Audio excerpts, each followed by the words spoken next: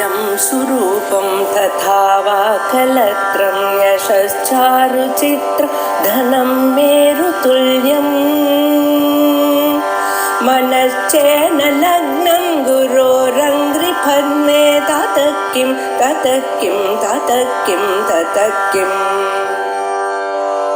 कलत्रं धनं पुत्रपौत्रादि सर्वं गृहं बान्धवा सर्वमेतद्विजातम्. ப்ரஹஸ்பதி யாக்ஞவல்கியர் கேட்ட மாதிரி ஆரம்பிக்கிறது. குருக்ஷேத்திரம்னா என்ன அப்படின்னு, அவிமுக்தம்னா என்ன, எல்லாரும் பிரம்மத்தை சதனமாக வைத்துக் கொண்டிருப்பது என்ன அப்படின்னு கேட்டார். இவர் பதில் சொன்ன குருக்ஷேத்திரம் தான் அவிமுக்த அப்படின்னு சொல்லி அவிமுக்த உபாசனையை பற்றி பார்த்தோம். பிறகு அவிமுக்த ஸ்வரூபத்தை சொன்னார். அது எங்க இருக்கு, மூக்குக்கு நுனியில 2 புருவங்களுக்கு நடுவுல இருக்கு அப்படின்னு. அதுக்கப்புறம் அந்த அவிமுக்தியை எப்படி உபாசனை பண்ணோம் அப்படின்னாரு. தந்தியில உபாசனை பண்ணணும், இப்படிதான் பிரம்ம வித்துக்கெல்லாம் உபாசனை பண்ணுகிறார்கள் அப்படின்னு சொன்னார். அதற்கு பிறகு சர்வ கர்ம சந்நியாச ஞானத்தை பற்றியதான ஒரு சந்தேகம் ஜனகருக்கு வந்தது. அத்த ஜனகா வைதேகா யாக்ஞவல்கியம் உபசமேத்திய உவாச்ச அப்படின்னு பார்த்தோம். சொன்ன உடனே அவர் யாக்ஞவல்கியர் சொன்னார், பிரம்மச்சரியம் சமாப்பிய கிரகி பவேத்து, கிரகி பூத்வா வணி பவேத்து, வணி பூத்வா பிரவ்ரஜே அப்படின்னு சொன்னார். சொல்லிட்டு இப்படியும் போலாம், இன்னொரு வழி இருக்கு. இதரத்தா பிரம்மச்சரியாதேவ பிரவ்ரஜே, இல்ல பிரம்மச்சரிய ஆசிரமத்திலிருந்து போகலாம் அப்படின்னார். திருப்பி சொன்னார், அப்படிதான்ற நெசசிட்டி இல்ல, கிரகாத்வா கிரகத்திலிருந்தும் வனாத்வா கிரகஸ்தனா இருந்தாலும் சன்னியாசி வாங்கிக்கலாம், ஒன்றும் தப்பு இல்லை, வானப்பிரஸ்தனா இருந்தாலும் வாங்கி கொள்ளலாம் அப்படின்னார். அதற்கு பிறகு ஸ்நாதகனாக இருந்தாலும் சரி, வேதாத்தியனத்தை முடித்தவனாக இருந்தாலும் சரி, ஒருவேளை முடிக்காதவனாக இருந்தாலும் சரி, அவனும் வாங்கி கொள்ளலாம் அப்படின்னு சொன்னார். அதுக்கப்புறம் உத்சன்ன அக்னியாக இருந்தாலும் சரி, நிரக்னியாக இருந்தாலும் சரி. அது என்ன உத்சன்ன அக்னி அப்படின்னா, அக்னிஹோத்திரம் எடுத்துக்கொண்டவர்கள் இல்லையா, தன்னுடைய அக்னியை காப்பாற்ற முடியாததான ஒரு நிலை. ஒய்ஃப் சேர்த்து போயிட்டான்னா அவரால் அக்னியை காப்பாற்ற முடியாது.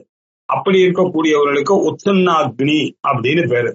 அந்த அக்னியானது அவருக்கு போயிடுது, விச்சின்னமாக போய்விட்டு இனிமே அவரால் யூஸ் பண்ண முடியாது. அப்படி இருக்கிறவர்களுக்கு சந்நியாசம் உண்டா? உண்டு அப்படின்னாரு. சரி, நிரக்னியை அக்னி உபாசனைய பண்ணல சார், அவனுக்கு உண்டா? உண்டு அப்படின்னு. அதற்கு பிறகு ஒரு தீர்ப்பு கொடுத்தார். அது கணக்கில் எதகரேவ விரஜேத்து ததகரேவ பிரபுரஜேத் அப்படின்னு சொன்னார். எப்போ அவனுக்கு இல்லையா வைராக்கியம் வந்துருத்தோ, என்னைக்கு வைராக்கியம் வந்துருத்தோ அந்த டேவே அவனுக்கு சந்நியாசம் எடுப்பதற்கான நாளாக ஆகிவிட்டது அப்படின்னு சொன்னார். ஓகே சார், ஓகே ஓகே ஓகேவா? Okay okay. எப்போ அவனுக்கு கொஞ்சம் வர முடியுமான்னு பாக்குறாரு. எப்போ அவனுக்கு வைராக்கியம் வந்துருத்தோ அவன் யாருக்கும் வெயிட் பண்ண மாட்டான். அவன் எந்த ஆசிரமத்துல இருப்பான்ற கருதக்கூடியதெல்லாம் கிடையாது. அவனுக்கு சந்நியாசத்துல ஆசை வந்துருச்சுன்னா சந்நியாசம் எடுத்துக்கொள்ளலாம் அப்படின்னார்.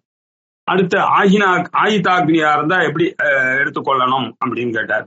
அது ஒண்ணும் இல்லப்பா, ஆயுதாக்னியா இருந்தா பிராஜாபத்தியம், ஆக்னேயம் போன்ற விரதங்கள்லாம் இருக்கு. அதெல்லாம் பண்ணி அவர்கள் மந்திரபூர்வமாக இந்த அக்னியை கலைஞ்சிட்டு, இந்த அக்னியை ஒதுக்கிட்டு இதுக்கப்புறம் வேண்டான்னு சொல்லி சந்நியாசத்தை எடுத்துக்கொள்ளலாம் அப்படின்னு அதையும் சொன்னார். இது வரைக்கும் பார்த்தோம். இப்போ நிரக்னியாக இருக்கக்கூடியவர்கள், நிரக்னினாக்கா அக்னி சந்தானமே பண்ணிக்கல, அக்னியே இல்லை, அவர்களுக்கு ஆசை வரலாம் இல்லையோ. பூர்வ ஜென்மால நிறைய யாகங்கள்லாம் பண்ணிருக்கலாம், இந்த ஜென்மால அக்னி பிராப்தம் இல்லை. அப்படி இருக்கக்கூடியவர்களுக்கு உண்டா அப்படின்றதுதான் இன்னைக்கு நாம பார்க்க வேண்டியதான.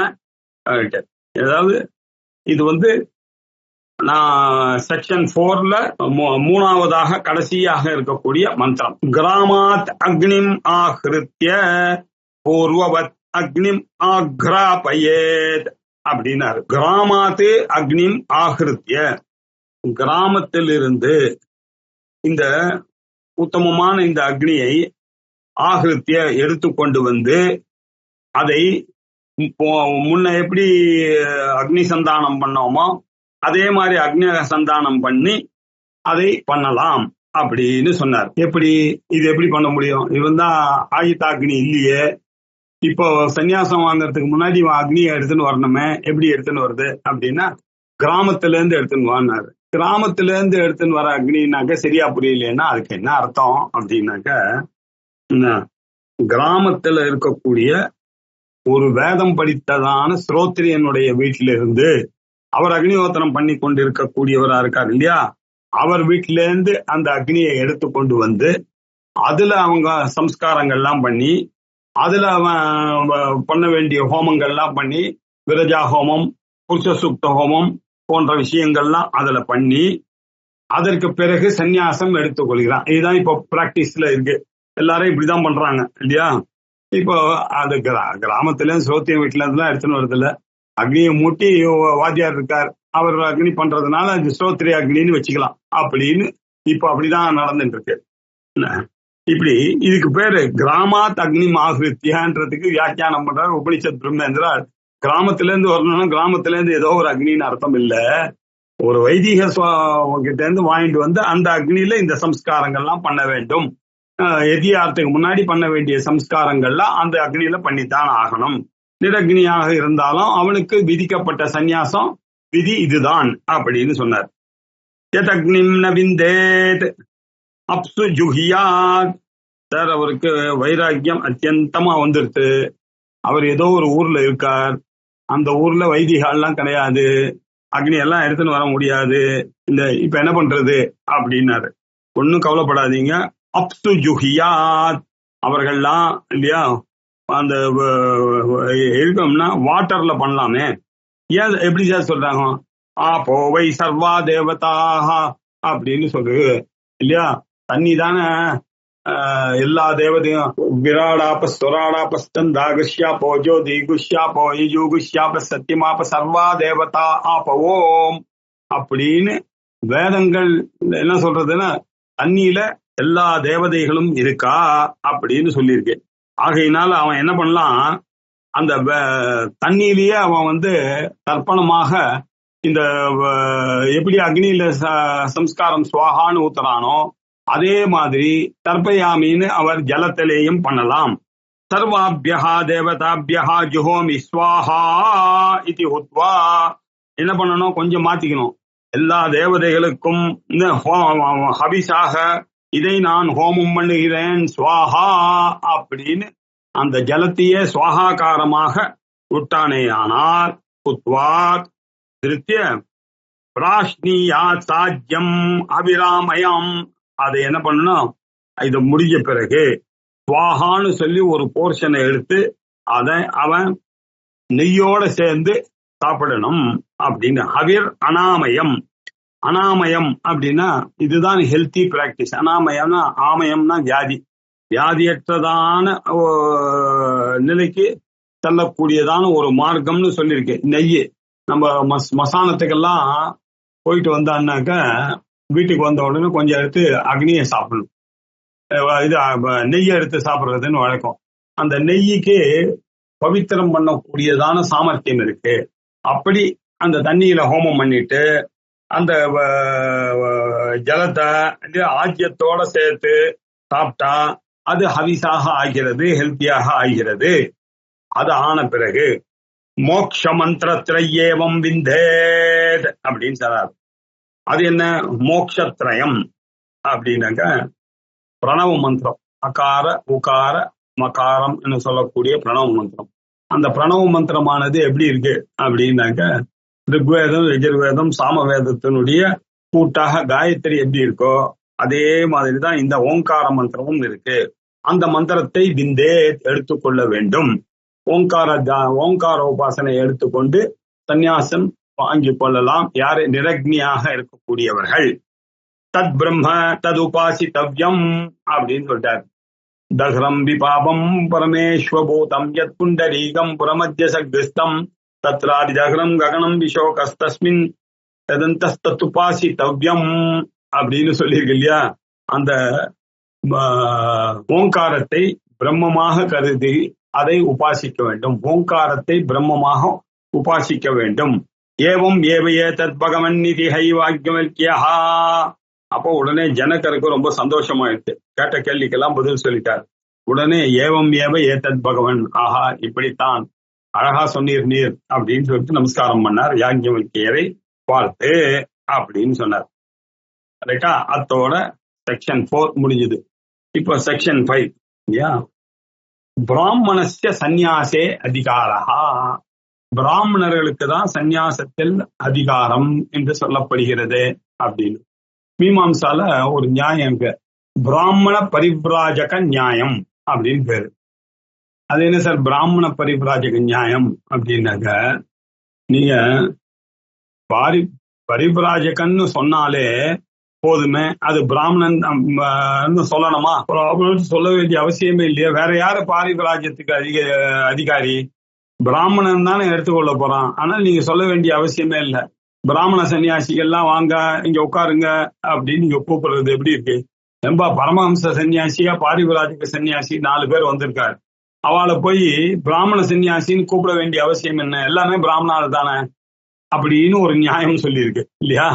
அதே மாதிரி பிராமணர்களுக்கு தான் சன்னியாசத்துல அதிகாரம் அப்படின்னு சில ஸ்ருதிகள்லாம் சொல்றது இல்லையா? அதை பற்றிய விசாரத்தை ஜாபால உபனிஷத் பண்றது. அத ஹைனம் அத்ரிஹி பப்ரச்ச. இது யாருக்கு சந்தேகம் வந்தது அப்படின்னா, அத்திரி முனிவருக்கு இந்த சந்தேகம் வந்தது. ஏற்கனவே அத்திரிக்கு இந்த சந்தேகம் வந்து அவர் ஒரு கேள்வி கேட்டார் இல்லையா? அத்திரி முனிவர் இல்லையா, பிரம்மாவுடைய புத்திரர். அவரு மந்திர திரஷ்டாக்களாக இருக்கக்கூடியவர்கள் ரிஷிகள் அப்படின்னு பார்த்தோம். அதுல அத்திரி எனக்கூடியவர் இல்லையா, மானசபுத்திர பிரம்மாவுடைய மானசபுத்திரராக இருக்கக்கூடியவர். அவர் அனசுயா அப்படின்றவளை கல்யாணம் பண்ண அத்திரி அனசுயா. அந்த அனசுயாவுக்கு 3 குழந்தைகள் பிறந்தது. யாரு? தத்தாத்திரேயர், துர்வாசர், சந்திரன் அப்படின்னு. விஷ்ணு ஸ்வரூபமாக தத்தாத்திரேயர் பிறந்தார், சிவஸ்வரூபமாக துர்வாசர் பிறந்தார், பிரம்மஸ்வரூபமாக சந்திரன் பிறந்தார். இப்படி அத்திரி பகவானுக்கு 3 குழந்தைகள். விஷ்ணு, சிவன், பிரம்ம வடிவமாக பிறந்தவர். பெயர்பட்ட ரிஷி அந்த அத்திரி மகரிஷி இல்லையா? அத்திரி கோத்திரத்துக்கு சேர்ந்தவர்கள் தான் ஆத்திரேய கோத்திரம் அப்படின்னு சொல்றோம் இல்லையா? இந்த ஆத்திரேய கோத்திரத்துக்கு விசேஷங்கள்லாம் உண்டு. தத்தாத்திரேயர் வந்ததுனால ஸ்ரீவித்யா சம்பிரதாயத்துல எல்லாம் தத்த சம்பிரதாயம் அப்படின்னு சொல்றது. தத்தாத்திரேய சம்பிரதாயம் தான் இந்த நாத சம்பிரதாயம் அப்படின்னு பேரு. நாதன்ற வார்த்தையை சன்னியாசிகளுக்கு சாதாரணமா மலத்தெல்லாம் சன்னியாசம் கொடுக்கறதா இருந்தா அவர்கள் குஹானந்தநாத சரஸ்வதி இல்லையா அப்படின்னு, ஜெய இந்திர சரஸ்வதி, சந்திரசேகர இந்திர சரஸ்வதி அப்படின்னு, சத்ய விஜயேந்திர சரஸ்வதி அப்படின்லாம் கொடுக்கறத பார்த்துருக்கோம். இந்திர சரஸ்வதி அப்படி கொடுப்பார்கள். சில ஊர்ல சன்னியாசிகள்லாம் பூரி அப்படின்னு, அமரீஷ் புரி அப்படின்னு, பிரம்மபுரி அப்படின்னு, புரி அப்படின்னு. சில மடங்கள்ல பாரதி அப்படின்னு, நரசிம்ம பாரதி, சச்சிதானந்த பாரதி, வித்யாதீர்த்த நந்த பாரதி அப்படின்னு பாரதின்னு சேர்ந்து கொடுக்கறது அப்படின்ற வழக்கம் இருக்கு. சில இடத்துல அரண்யஹா அப்படின்னு கொடுப்பாங்க இல்லையா? வித்யாரண்யர் அப்படி எல்லாம் அரண்யஹான்ற பேர்லயே சன்னியாசம் கொடுக்கறது உண்டு. பிரம்மாரண்யஹா, வித்யாரண்யஹா அப்படின்னு. சில சம்பிரதாயத்துல நீங்க தீர்த்தா அப்படின்னு போடுறோம். வியாச தீர்த்தா அப்படின்னு சொல்றாங்க, விஜய தீர்த்தா அப்படின்னு தீர்த்தா. சில பேர் ஆசிரமன்னு பேர் வச்சுப்பாங்க. கைலாசாசிரமி, வித்யாசிரமி அப்படின்னு.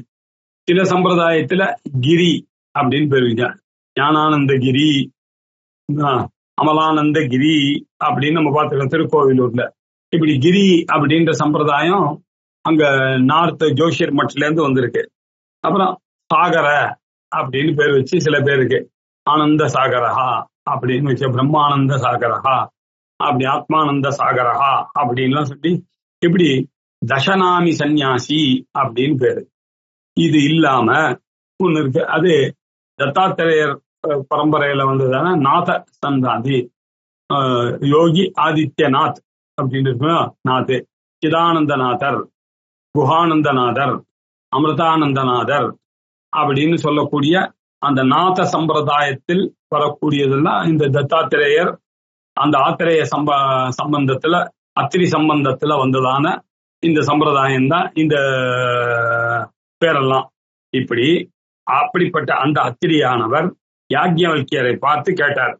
பிருச்சாமி த்வா யாக்ஞவல்கிய அயக்ஞோபவீதி கதம் பிராமணஹா இதி. பிராமணன் சொன்னாலே என்ன அர்த்தம்? பூணலோட இருக்கிற வரைக்கும் தானே அவன் பிராமணன். இப்போ அவன் சன்னியாசம் எடுக்க போறேன் அப்படின்னு சொல்லிட்டு பூணலை எடுத்துட்டான். பூணலை எடுத்த மாத்திரத்துல அவனுக்கு பிராமணத்துவம் போயிடுத்து இல்லையா? அவன் 3 வேதத்துக்கு கட்டப்பட்டு பிராமணனாக உபநயனமான அன்னைக்கு போட்ட பூணல் இப்ப என்ன வச்சு இப்ப சன்னியாசம் எடுக்கிறேன்னு சொல்லிட்டு நிரக்னியாக இருந்தாலும் இவன் என்ன பண்ணா இதெல்லாம் பண்ணி சன்னியாசத்தை எடுத்துட்டான். ஆயுதாக்னியாக இருந்தா பிராஜாபத்திய விரதம் பண்ணி சன்னியாசம் எடுத்துக்கிறான். கிரகஸ்தனும் எடுத்துக்கலாம், பிரம்மச்சாரியும் எடுத்துக்கலாம், யார் வேணாலும் எடுத்துக்கலாம்னு வேற சொல்லிவிட்டு இப்போ டவுட் வருது. பிரிச்சாமி துவா, உங்களை கேட்கிறேன், யாக்ஞவல்கிய அயோக்யோபவீதி கதம் பிராமணஹா. அயக்ஞோபவீதி, யக்ஞோபவீதி பிராமணன் இருக்கலாம் இல்லையா? அப்ப இவனுக்கு பிராமண பரிவிராஜக நியாயம் எப்படி பொருந்தும்? இவன் பிராமணத்துவமே போயிடுத்த இவனுக்கு பூணலை எடுத்த பிறகு. பூணலையும் கடிசூத்திரத்தையும் மொண்டனமும் பண்ணியாச்சோ, அப்ப இவனுக்கு பிராமின் ஹுட்டே போயிடுத்து. அவனை எப்படி நீங்க பிராமண சன்னியாசின்னு சொல்லுவேள் அப்படின்னு கேட்டார். சகோவாச்ச யாக்ஞவல்கியரா, சொல்றம்பா பதில் அப்படின்னாரு. நீ ஏதோ யக்ஞோபவீதி அப்படின்னு சொன்னா நம்ம சாதாரணமா என்ன நினைச்சுட்டு இருக்கோம்? பூணலை யக்ஞோபவீதம் அப்படின்னு சொல்றோம்னு நினைச்சுட்டு இருக்கோம். பூணலுக்கு யக்ஞோபவீதன்னு பேரு இருந்தா கூட இல்லையா, அதுக்கு என்ன உண்மையான பேருன்னா பிரம்ம ஞானத்தை பண்ணுவது இருக்கு இல்லையா, அதுதான் உண்மையான யஜ்யம். இந்த உபவீதியாக இருந்து கொண்டு பிரம்மத்தை தியானம் பண்ண வேண்டும் என்ற அர்த்தத்துலதான் பிரம்ம யக்ஞோபவீதி அப்படின்னு யக்ஞோபவீதி அப்படின்ற சொல்லானது ஏற்பட்டிருக்கு. அதனால நீங்க யக்ஞோபவீதின்ற காம்பவுண்ட் சொல்ல நீங்கள் என்ன எப்படி எடுத்துக்கொள்ள வேண்டும்? இதம் ஏவாசிய யக்ஞோபவீதம் ய ஆத்மா அப்படின்ட்டாரு. இது என்ன தெரியுமா? இந்த ஆத்மா இருக்குல்ல, செல்ஃப், இந்த ஆத்மாதான் யக்ஞோபவீதி சாக்ரட் அப்படின்னு நீ புரிந்து கொள்ள வேண்டும்பா அப்படின்னு சொல்லிட்டான்.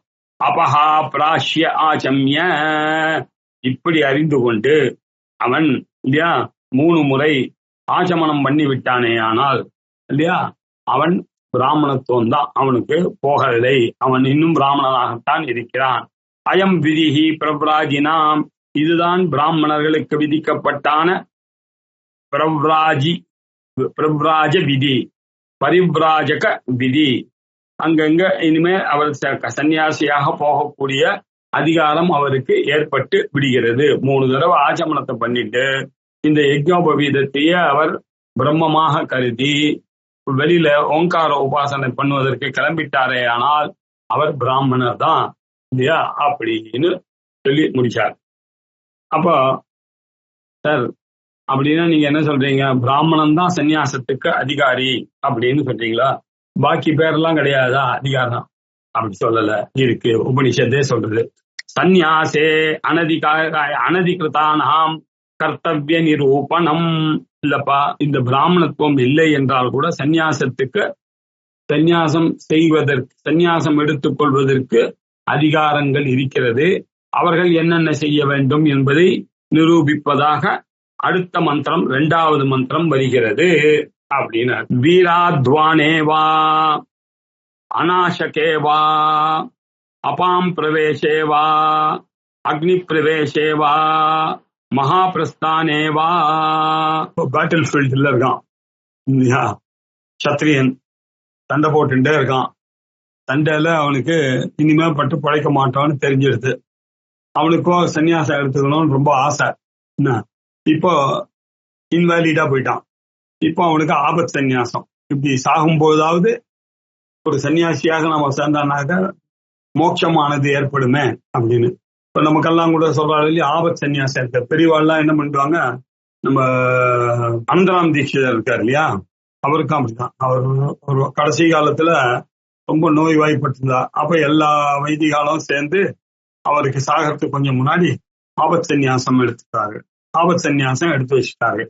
அப்போ அவர் சாகும் பொழுது அவர் சன்னியாசியாக தான் சாகணும் அப்படின்றதுக்காக கடைசி சமயத்துல எஃபர்ட்லாம் போட்டு, ஏன்னா அவர் ஆசைப்பட்டார். அதற்காக அவருடைய பசங்க எல்லாம் சேர்ந்து 3 பெண்கள் அவெல்லாம் ஒன்னா சேர்ந்து எங்க அப்பாவுக்கு இப்படிதான் பண்ணணும் அப்படின்னு போய் வைதிகாலாம் கேட்டு அப்படி பண்ணிவிட்டார் அப்படின்னு சொல்றது. இதே மாதிரி ஒரு போர்ல சாகக்கூடிய கத்திரியனானவன் அவன் இந்த மாதிரி சந்நியாசம் ஸ்வீகாரம் பண்ணி கொண்டானே ஆனால் இல்லையா, அவனுக்கு போர்ல மாண்டதுனாலேயே சொர்க்கம். அவனுக்கு சன்னியாசம் எடுக்கணும், ஆபத் சன்னியாசம் எடுத்துக்கணும்ன்ற ஆசை வேற இருக்கு. அப்போ அவனுக்கு நிச்சயமான மோட்சம் என்பதற்காக வீராத்வானே, அத்வா ஒரு வீரனாக இருக்கக்கூடியவன் அத்வானத்துல அப்படின்னு சொன்னாக்க வழி அப்படின்னு அர்த்தம். அது வீரமான ஒரு வழியில செல்லக்கூடியவர்களோ, அப்படி செல்லக்கூடியவர்களோ வா அப்படின்னு போட்டார். யாரு? சத்திரியர்களோ. அநாசகேவா. சில பேர் என்ன பண்ண, இதெல்லாம் நமக்கு சரியா வராது, எனக்கு காலம் நெருங்கி விட்டது, இப்போல இருந்து எந்த ஆகாரமும் சாப்பிடாம இருந்து இந்த விரதத்தோடையே நான் போய் சாகனம், செத்தானேயானால் எனக்கு மோட்சம் அப்படின்னு மார்க்கம் சொல்லியிருக்கு. அநாசகேவா, அசனம் அப்படின்னாக்க சாப்பிடுறது, அநாசகம்னா ஃபாஸ்ட் அண்ட் டெத். இப்படியும் சில சன்னியாசி எடுத்துக்கொள்கிற வழக்கம், ஃபாஸ்ட் அண்ட் டெத். இப்படி மோட்சத்தை அடையக்கூடியவர்களும் போய் நல்ல கதியை, மோட்ச கதியை அடைகிறார்கள். அபாம் பிரவேசே. சில பேர் என்ன பண்றாங்க, போதும் இந்த வாழ்க்கை என்று ஜலத்துல போய் நல்ல பெரிய புண்ணிய கஷேத்திரமாக இருக்கக்கூடிய ஜலங்கள்லாம் இருக்கக்கூடிய இடத்துல, இதெல்லாம் நாட்டில் தான் சூழல்கள்லாம் ஜாஸ்தி இருக்கக்கூடியதான பிரதேசங்கள்லாம் இருக்கு இல்லையா, அங்க போய் ஜலசமாதியை அடைகிறார்கள். ஜலசமாதியின் மூலமாக போகக்கூடியவர்களும் மோட்சத்தை அடைகிறார்கள். அக்னி பிரவேசே வா அப்படின்னார். அப்புறம் எல்லாரும் சேர்ந்து அக்னியில போய் இறங்கி அதுல உயிரை மாய்த்து கொள்ளக்கூடியது. இப்படி அக்னியோட அக்னியாக கலந்து விட்டதே ஆனால் இவருடைய உடம்பானது அது ஒரு சந்நியாச நிலையை அவருக்கு உண்டாக்கி இவருக்கு மோட்சத்தை தருகிறது. மகா பிரஸ்தானே வா, அல்லது பெரிய வழி, திரும்பி போகாத வழியில போய் நேரம் மறைஞ்சு போயிடுறது இல்லையா. ஹிமாலயாஸ்ல எங்க போறோம்னு தெரியாது, லாஸ்ட் பிரயாணம், திருப்பி இந்த ஜனங்களோட என்ன நடக்கிறதோ நடந்து போட்டோம், நடக்கிறது நடக்கட்டும் அப்படின்னு நினைச்சிட்டு தன்னுடைய கடைசி சமயத்துல இந்த சரீரத்தை தியாகம் பண்ணுகிறவர்கள் இருக்கிறார்களா, இவர்களுக்கும் மோட்ச சாம்ராஜ்யம் இருக்கு அப்படின்னு சொல்றது உபனிஷத். அத பிறகு பரிப்ராட் விவர்ணவாசா முண்டஹா அபரிகிரஹா சுச்சிஹி அத்ரோஹி பைட்சமானஹா பிரம்மபூயாய பவதி. பிறகு பரிவ்ராட்ட சந்நியாசத்தை இப்படியாக எடுத்துக்கொண்டவர்கள் இல்லையா, சந்நியாசத்தை விதிப்படி தரிசூத்திரம் முண்டனம் எல்லாம் பண்ணி யஜ்ஞோபவீதம் இருந்ததே ஆனால் இல்லைன்னாலும் பரவாயில்ல, அனதிகாரியாக இருந்தாலும் பரவாயில்ல, இது எல்லாவற்றையும் துறந்து பரிவ்ராட் இல்லையா, பாரிவ்ராஜகம் இங்கே அங்கன்னு ஒரு இடத்துல இல்லாம தெரிந்து கொண்டே இருக்கக்கூடியவர் பரிவ்ராட் இல்லையா. இப்படி பாரிவ்ராட்டாக இருக்கக்கூடியவர். விவர்ணவாசா, விசேஷமான விவர்ணவாசானா வர்ணங்களே இல்லாத வஸ்திரம் அப்படின்னு, ஜானு வாசம் அப்படின்னா, வாசம்னா வஸ்திரம் இல்லையா. வாசோதகம், திலோதகம் இதெல்லாம் ஔத்வதேகிக கர்மால நம்ம கேட்டிருப்போம். வாசகான வஸ்திரம் அப்படின்னு அர்த்தம். இப்படி விவர்ண வாசகா அப்படின்னா விவர்ண வாசகான்னு என்ன அர்த்தம்னாக்க விசேஷமான வர்ணத்தோட இருக்கக்கூடிய சிகப்பு காஷாய வர்ணத்தை போட்டு கொண்டிருப்பவர்கள் அப்படின்னு அர்த்தம். முண்டஹா இல்லையா, முழுக்க முண்டனம் பண்ணவர்கள். அபரிகிரஹா, சரீர யாத்திரைக்கு மட்டும்தான் யாச்சகம் பண்ணுவார்கள், வெறும் ஒரு கவுளாய சாதத்துக்கு மட்டும், பாக்கி எந்த ஆஃபர் யார் கொடுத்தாலும் அதை ஏற்றுக்கொள்ளவே மாட்டார்கள். இப்படி நிலைக்கு பேர் அபரிகிரகன். பரிகிரகமே கிடையாது. இன்னொருத்தர்கிட்ட இருந்து ஆப்ளிகேஷன் எதையும் வாங்க மாட்டார்கள். ரொம்ப அவசியம்னாக்க இல்லையா, அவன் நமக்கு அந்த கதை தெரியும். சாக்கராயனர் அப்படின்னு ஒருத்தர் இருந்தார். அந்த சாக்கராயனர் என்ன பண்ணார், சாந்தோக்கிய உபநிஷத்துல அவ ஊர்ல வெட்டுக்கிளி வந்து ஊரே பஞ்சம், பஞ்சம்னா பஞ்சம், சாப்பாடே கிடைக்கல. இவர் என்ன பண்றது, புதுசா கல்யாணம் ஆன பொண்டாட்டி வேற, அவளுக்கும் இவருக்கும் சாப்பாடு இல்லாம ரொம்ப அலையிறார். அந்த சமயத்துல அவர் கேள்விப்படுற பக்கத்து ஊர்ல ஒரு யாகம் நடக்கிறது, அந்த ஊர்ல பஞ்சம் இல்ல, அங்க நம்ம எப்படியாவது கஷ்டப்பட்டு போயிட்டோம்னாக்க அந்த ராஜாக்கு என்னுடைய புலமையை தெரியும், நான் போனேன்னாக்க ஓஹோன்னு சம்பாதிச்சிடலாம்.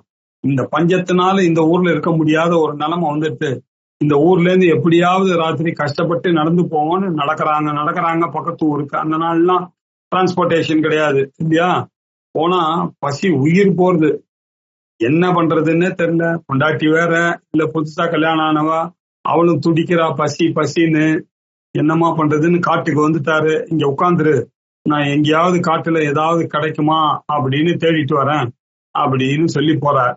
போனா அங்க ஒரு யானை பாகன், அவன் என்ன பண்ணிட்டான், அவன் வீட்டுல இருந்து எடுத்துன்னு வந்த அந்த டிஃபன் பாக்ஸ்ல இருந்து எடுத்து அந்த உளுந்த சாப்பிட்டு இருக்கான் இல்லையா. இவர் அவன் கையில போய் யாச்சகம் பண்றாரு, ஐயா என் உயிரே போகுது, பசி, எனக்கு ஒரு பொண்டாட்டி வேற இருக்கா, நீங்க கொடுங்கண்ணா. அவன் சொல்றான், என்னையா நான் சாப்பிட ஆரம்பிச்சிட்டேனையா, எச்சே ஆச்சே அப்படின்னு. இல்ல பரவாயில்ல, உயிரே போறது, சரீர யாத்திரத்துக்காக இந்த அபரிக்கிரகம் தான் நான் வச்சுட்டு இருக்கேன். ஆனாலும் இப்ப இந்த ராத்திரி நான் உயிரோட இருக்கணும்னா இந்த ஆகாரம் எனக்கு தேவைப்படுறது அப்படின்னு சொல்லி, அவன் பாவம் என்னடா இது பிராமணன் இப்படி கேட்கிறாரு, என்னால இல்லாம இருக்க முடியும்னு சொல்லிட்டு அவன் சாப்பிட்ட அந்த எச்சல பாக்கி இவர் கையில கொடுத்தார். இவர் அதை சாப்பிட்டாரு. அப்பா அடான்னு சாப்பிட்டு கொஞ்சம் ஒய்ஃபுக்கு எடுத்து வச்சார்.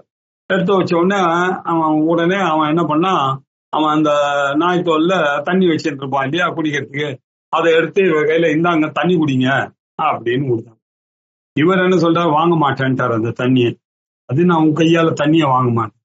அவன் கேட்கிறான், ஐயோ என் கையால சாப்பாட்டையே வாங்கி சாப்பிட்ட, இப்ப நீ என்னடா தண்ணி குடிக்க மாட்டேன்றேன்னு. இல்லப்பா, எச்ச சாப்பாட்டை வாங்குறது ஆபத்தம், பரிகிரகம் பண்ணலாம்னு சாஸ்திரம் சம்மதிக்கிறது. தண்ணி நீ குடிக்கலன்னா கூட எனக்கு கிடைக்குமே, வெளியில போனேன்னாக்க இது எவ்வளவு ஓடைகள் இருக்கு, அங்க போய் குடிக்கலாம, அதை எதுக்கு நான் யாச்சகம் பண்ணணும் அப்படின்னு ஆப்ளிகேஷன் உள்ள அது வராது, தண்ணி வராது அப்படின்னு தீர்மானம் சொன்னாரு. இப்படி அபரிக்கிரகம் அப்படின்னாக்க எது தேவையோ அது பேர் மினிமம் என்னவோ சரீர யாத்திரைக்கு அதை மாத்திரம் பரிகிரகம் பண்ணலான்ற அர்த்தம். அபரிக்கிரகம்னா எதுவுமே இல்லைன்னு அர்த்தம், பேர் மினிமம் அலவுடு அப்படின்னு அர்த்தம். அப்புறம் சுச்சிஹி இல்லையா, எப்பொழுதும் பியூராக இருந்து கொண்டு இருக்கக்கூடியவர், பரிகிரகம் பண்ணாமல் முண்டனம் பண்ணி அப்புறம் காஷாய வஸ்திரம் போட்டுக்கொண்டு எப்பொழுதும் சுத்தமாகவே இருந்து கொண்டு, அத்ரோஹி, அத்ரோஹினா யாருக்கும் எந்த கெடுதலும் செய்யாமல் இருக்கக்கூடிய, தாட்டு வேர்டு டீடு இல்லையா, மனோ வாக்கு காயம், 3 நாளையும் யாருக்கும் எந்த கெடுதலும் பண்ணாமல் இருக்கக்கூடியவர்கள் பேர் அத்ரோஹி. கொஞ்சம் கூட துரோகமானது இன்னொருத்தருக்கு நம்மளால ஒரு சின்ன மனஸ்தாபம், அவருக்கு எடுத்தா அவருக்கு இல்லைன்னாக்கா அதை எடுக்க மாட்டேன், அவருக்கு இல்லாம போயிடும் தெரிஞ்சா, இப்படி இருக்கக்கூடியவர்கள் அத்ரோஹி. அப்புறம் பைக்ஷமானஹா, பிச்சையே எடுத்துதான் சாப்பிடுறது அப்படின்றதை விரதம் உடையவர்கள். இப்படி காஷாய பரிபுராட்டு விவர்ண வாசத்தோட அப்படின்னா ஆக்கர் ரோபோட, முண்டமாகனா ஷேவன் ஹெட்டோட, அபரிக்கிரகம் யார்கிட்டையும் எதுவும் ஆப்ளிகேஷன் போகாதவராக, துச்சியாக, அத்ரோஹியாக, பைக்ஷமானஹா பிச்சை எடுத்து சாப்பிடுறவராக இருக்கக்கூடியவர்கள் பிரம்ம பூயாய பவதி, அவர்கள் பிரம்மத்தை அடையக்கூடிய ஸ்தானத்தை போகிறார்கள். அவர்கள்தான் பிரம்மத்தை ரியலைஸ் பண்ணதற்கான சரியான தகுதி வாய்ந்தவர்கள் அப்படின்னார். யதி ஆதுரஹா இல்லையா, மனசா வாச்சா சந்நியசேத், இப்படி எல்லாம் நல்லா இருக்கக்கூடியவர்கள் சந்நியாசம் எடுத்துக்கொள்ளலாம். எனக்கு ஜம்முன்னு கர்மாக்கள்லாம் பண்ணி, விரஜா ஹோமம் பண்ணி, அப்புறம் புருஷ சூக்த ஹோமம் பண்ணி, பூர்ணாகுத்தி எல்லாம் கொடுத்து அப்புறம் தலையை மழிச்சுண்டு கட்டி சூத்திரத்தை எடுத்து போட்டு அப்புறம் தண்டத்தை எடுத்துட்டு இப்படி எல்லாம் சன்னியாசம் வாங்கி கொள்றதுன்றது. ஆத்துரஹா, ஆத்துரன்னா ஹெல்ப்லெஸ் பர்சன்ஸ் இல்லையா, அவர்கள்லாம் என்ன பண்ணோம் இல்லையா, ஒண்ணுமே கிடையாது, அவங்களுக்கு கெப்பாசிட்டியே கிடையாது, இதெல்லாம் பண்ணக்கூடிய கெப்பாசிட்டியே கிடையாது. இப்படி இருக்கக்கூடியவர்களுடைய மனசுல சன்னியாச ஆசை இருக்கு. ஆனா அவர்கள் இன்னைக்கு என்ன ஸ்டேட்டஸ்ல இருக்காங்கன்னு பார்த்தா, அவர்கள் என்ன பண்றாங்க, ஆத்துரர்கள் அப்படின்னா யாருன்னா இன்க்யூரபிளான ஒரு டிசீஸ், உடம்பெல்லாம் கஷ்டம் இல்லையா, நகர முடியாது. ஆனா அவனுக்கு ரொம்ப ஆசை சன்னியாசம் எடுத்துக்கொள்ள வேண்டும், யாரும் அவனுக்கு பண்ணி வைக்க போறது இல்லை. இப்ப இப்படிப்பட்ட ஆளுகள் என்ன பண்ணணும் அப்படின்னு சில பேர் இருக்கான், எல்லாம் ஆசை, அவன் போய் நல்ல முஸ்லீம் டெரரிஸ்டோட பிடிச்சுன்னு போட்டான் அவரை, அவருக்கோ சன்னியாசத்துல ஆசை, இவனை எடுத்துன்னு போய் டெக்காய்ட்ஸ் எல்லாம் பிடிச்சு போட்டாங்க. இப்ப அவர் என்ன பண்ணுவாரு அந்த சந்தர்ப்பத்துல இல்லையா, ஒன்னும் பண்றதுக்கு இல்ல ஒரு புலியோ இதோ அடிச்சிட்டு போயிடுச்சு, அவர் ஐயோ ஏன் கடைசி காலத்துல உட்கார்ந்து கதறின்னு இருக்கார். இப்படிப்பட்ட ஆட்கள் சந்நியாசம் எடுத்துக்கொள்ள வேண்டும் என்றால் என்ன பண்ணணும்னு இதுக்கு வழி, மனசினாலேயும் வாக்குனாலேயும் அவர்கள் நான் சந்நியாசம் எடுத்துக்கொள்கிறேன் அப்படின்னு உறக்க சொன்னா போதும், அதை பகவான் ஏற்றுக்கொண்டு அவர்களுக்கு மோட்ச சாம்ராஜ்யத்தை கொடுப்பான் என்பதுதான் முக்கியம். அவர்களுக்கு அந்த எண்ணம் வரணும், அதை தைரியமா எதுக்கு இந்த ரிச்சுவல்ஸ் எல்லாம் அவர் எதிர்பார்க்கிறார், அவருக்கும் ஆசை வந்துட்டு டெத்து நெருங்குது, அப்படி இருக்கக்கூடியவர்கள் மனசனால நினைத்தால் போதும் சன்னியாசியா ஆகணும் அப்படின்னு, சாகும்பொழுது அவர்கள் சன்னியாசி தான். அப்படி செத்தவர்கள் சன்னியாசி ஆகும் பொழுது அவர்கள் பிரம்மலோகத்துக்கு போகிறார்கள், இல்ல மோட்சத்தை அடைகிறார்கள், கிரம முக்தியோ விதேக முக்தியோ ஜீவன் முக்தியோ அடைவார்கள் அப்படின்னு அர்த்தம். மனசா வாச்சா சந்நியசேத் ஏஷ பந்தா பிராமணாஹ அணுவித்தஹா. அப்பா இந்த வழியானது நம்ம ஏதோ கற்பனையில சொல்றோம்னா நினைச்சுக்காதீங்க. ஏஷ பந்தா இந்த வழியானது, இந்த ஆத்துரர்களாக இருக்கக்கூடியவர் மனசனாலையும் வாக்குனாலையும் சந்நியாசம் பண்ணாலே போதும்னு சொல்லக்கூடிய இந்த வழியானது பிரம்மனாக அணுவித்தா, பிரம்மாஜியே சொல்லியிருக்காரியா, பிரம்மாஜியினாலேயே சொல்லப்பட்டதுதான் இந்த மாதிரி. இது ஏதோ சாதாரணமா நினைக்காதீங்க, இந்த சந்நியாசம் பார்த்தோம்னா எல்லாம் பிரம்மாவனால விதிக்கப்பட்டதுதான் இந்த ரூல்ஸ் அண்ட் ரெகுலேஷன்ஸ் எல்லாம். அதனால தேனைவ சந்நியாசி பிரம்மவித்து, அதனால தான் இந்த சன்னியாசிகள் இப்படி எல்லாம் சந்நியாசத்தை சுவீகரித்துக் கொண்டால் அவர்கள் எல்லாம் பிரம்மவித்துக்களாக ஆகிவிடுகிறார்கள். ஏவம் ஏஷ பகவான் இதி வையாக்ஞவல்க்யா அப்படின்னு, ஆஹா இதல்லவோ நான் கேட்டது பகவன்னு அப்படி யாக்ஞவல்கியரே அப்படின்னு அத்திரியானவர் ரொம்ப சந்தோஷப்பட்டார் அப்படின்னு முடித்தது. சரி, அடுத்தது பரமஹம்ச சந்நியாசத்திலேயே உசத்தியான சந்நியாசம் இல்லையா, குட்டீச்சகன், பகூதகன், ஹம்சன், பரமஹம்சன் அப்படின்னு இருக்கு. இருந்தாலும் எல்லாரும் எதை வசத்தியாக கருதுகிறோம், பரமஹம்ச சந்நியாசி பரமஹம்ச பரிவ்ராஜகாச்சாரியாய அப்படின்னு சொல்லிதான் நமஹா அப்படின்னு சொல்லி நமஸ்காரம் பண்றோம். இந்த பாரமஹம்சியம் அப்படின்ற ஒரு குரூப் இருக்கு இல்லையா, இந்த பூகசிய இந்த குரூப்புக்கு ஏன் சர்வ உத்கிருஷ்டதா, இவர்களுக்கு ஏன் சார் அப்படி ஒரு சுப்ரீமசி, எல்லாரும் ஓஹோ ஓஹோன்னு கொண்டாடுகிறார்கள். எவ்வளவு சன்னியாசிகள் இருந்தாலும் பரமஹம்ச சன்னியாசி பார்த்து எல்லாரும் குதூகலிக்கிறார்கள், எல்லாரும் நமஸ்கரிக்கிறார்கள், வசத்தியாக கருதுகிறார்களே அப்படின்னா அதுக்கு காரணம் என்ன தெரியுமாப்பா, தத்ர பரமஹம்சா நாம சம்பர்த்தக ஆருணி ஸ்வேதகேதுஹு துர்வாச ருபு நிதாக ஜடபரத தத்தாத்ரேய ரைவதக பிரபுதயா அப்படின்னாரு.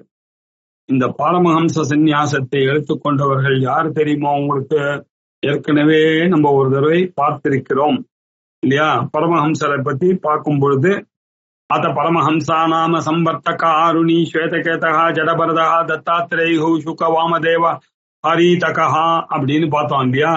எத்தனாவது ஸ்லோகம்னா முதல் செக்ஷன்ல 5வது ஸ்லோகம் அப்படின்னு பார்த்தோம். அதுல சம்பர்த்தகர் அப்படின்னாங்க தர்மசாஸ்திரங்களை எல்லாம் எழுதினவர், அதனால ரொம்ப பெரிய ரிஷி. அப்புறம் அருணனுடைய பிள்ளை ஆருணி, உத்தாலக ஆருணி அப்படின்னு பிருகதாரண்ய உபநிஷத்துல கட்டோபநிஷத்துலாம் ரொம்ப ஃபேமஸாக இருக்கக்கூடியவர். அப்புறம் ஸ்வேதகேது, ஸ்வேதகேதுவானவர் சாந்தோக்கிய உபநிஷத்துல இல்லையா தத்துவமசி தத்துவமசின்னு வாப்பா அவருக்கு 9 தடவை உபதேசம் பண்ணாரு அந்த ஸ்வேதகேது அப்படின்னார். அப்புறம் அடுத்தது ஜடபரதர். ஜடபரதர் கதை எல்லாருக்கும் தெரியும். அவர் அப்படியே மான் ஜென்மாவாக ஆகி ஒரு மானை கடைசி ஜென்மால தபஸ் பண்ணிட்டு இருக்கும் பொழுது ஒரு மானை பார்த்து அந்த மான் மேல ஆசை கொண்டு அந்த மான் குழந்தையை பெற்றுட்டு போயிடுச்சு. ஐயோ இந்த குழந்தை தாய் இல்லாத குழந்தையாச்சுன்னு அந்த மான் மேல கரிசனம் காட்ட போய் அந்த மான் மேல ஒரு அட்டாச்மெண்ட் வந்ததுனால அடுத்த ஜென்மா அவருக்கு மானா போச்சு. அதற்கு பிறகு அவருக்கு தெரிஞ்சது, ஐயோ மானா தெரிஞ்ச இந்த ஜென்மா வரலையே, யாரோடையும் பேசாம தன்னை நிலையை உணர்ந்து அப்படியே தன்னுடைய வாழ்க்கையை ஓட்டி அதற்கு அடுத்த ஜென்மால ஜடபரதராக பிறந்தார். ஜடபரதராக பிறந்து ஞானியாக திகழ்ந்தார் அப்படின்னு பாகவத கதையில சொல்லக்கூடியதாக இருக்கக்கூடியது இல்லையா. சம்பர்த்தக ஆருணி ஸ்வேதகேதுஹு துர்வாசகா. இப்பதான் சொன்னான் இல்லையா, அத்திரிக்கும் அனுசியாவுக்கும் 3 குழந்தைகள். தத்தாத்திரேயர் 1, துர்வாசர் 1, சந்திரன் 1. இப்படி துர்வாசர்ந்தவர் கோபத்துக்கு ரொம்ப பேர் போனவரா இருக்கார். ஸ்ரீவித்யால ஒரு பெரிய புத்தகங்களை எல்லாம் எழுதினவர். கோதபட்டாரகர் அப்படின்னு அவருக்கு பேரு அப்படின்னு பார்த்திருக்கோம். அவர் எழுதினதுதான் சௌபாகிய சிந்தாமணி முதலிய கிரந்தங்கள். அதுதான் இப்ப காமாட்சி அம்மன் கோவில் எல்லாம் அவ ஃபாலோ பண்ணக்கூடியது இந்த துர்வாசர் தான். அதனாலதான் துர்வாசருக்கு அங்க ஒரு சன்னதியும் இருக்கு. துர்வாசர். அப்புறம் ரிபு அப்படின்னு, ரிபு பிரம்மாவனுடைய மானச புத்திரர் ரிபு. அந்த ரிபு ஆனவர் அவருடைய ரிபு கீதை ரொம்ப ஃபேமஸ். ரமண மகரிஷிக்கு ரொம்ப பிடிச்சதான ஒரு கிரந்தமானது இந்த ரிபு கீதை. சிவரகசிய புராணத்துல இருக்கக்கூடியதான ரிபு கீதை. அந்த ரிபு கீதையானது யார் சொன்னார்? ரிபு சொன்னார். யாருக்கு சொன்னார்? நிதாகன் அப்படின்னு ரிபுவனுடைய சிஷ்யர் அவருக்கு சொன்னார். அதுக்கப்புறம் ஜடபரதர் சொல்லிவிட்டோம் பார்த்தோம். அப்புறம் தத்தாத்திரேயர், அது சொன்ன நாத சம்பிரதாயம் வந்தது தத்தாத்திரேயர் அப்படின்னு. அதுக்கப்புறம் ரைவதர் அப்படின்னு ஒரு மனு இருந்தார் அப்படின்னு தெரியுது. இன்னொருத்தர் என்ன சொல்றார்? ரைவத ரிஷி இல்ல கருத்மியினுடைய ஃபாதர். அந்த ரேவதி தான் ரைவத ரிஷி கருத்மிக்கு பிறந்தவர் தான் ரேவதி.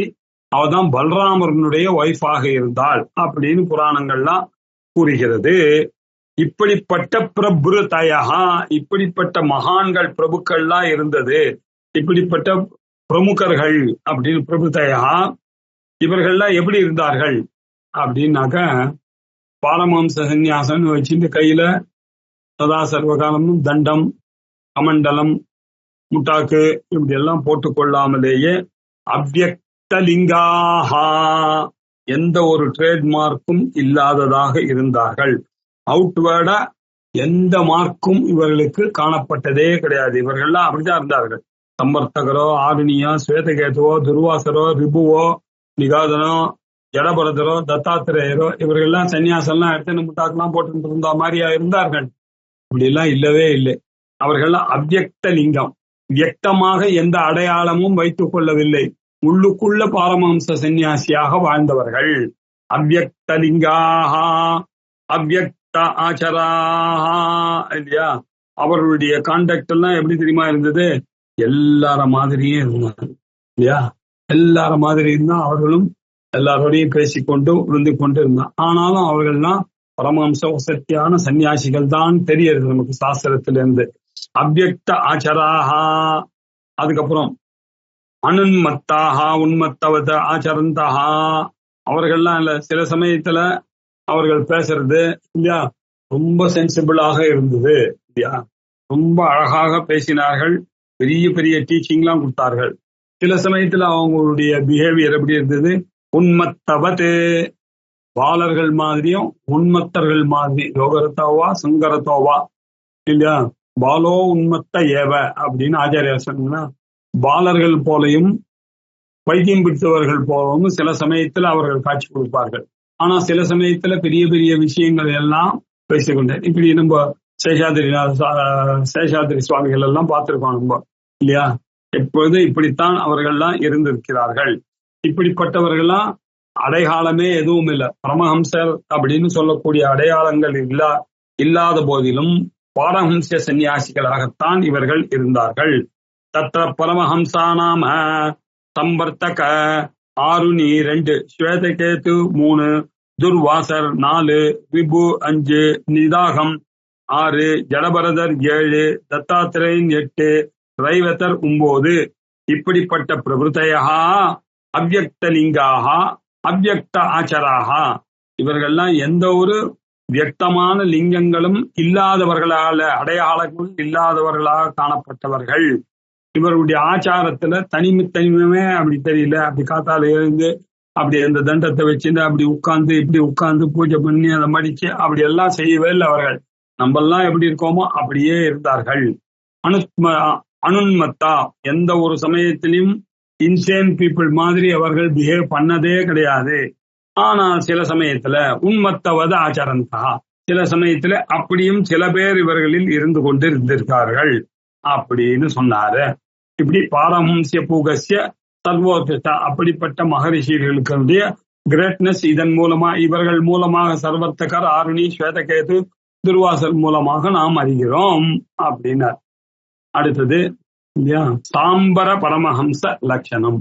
அம்பரம் அப்படின்னா ட்ரெஸ், சாம்பரம் அப்படின்னாக்க ட்ரெஸ்ஸுடன் கூடின சன்னியாசிகள் சாம்பர சன்னியாசிகள்.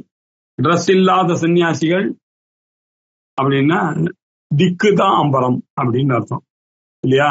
அந்த ஜெயின்ல ஸ்வேதாம்பரம் இல்லையா, திகம்பரம்னு இருப்பாங்க.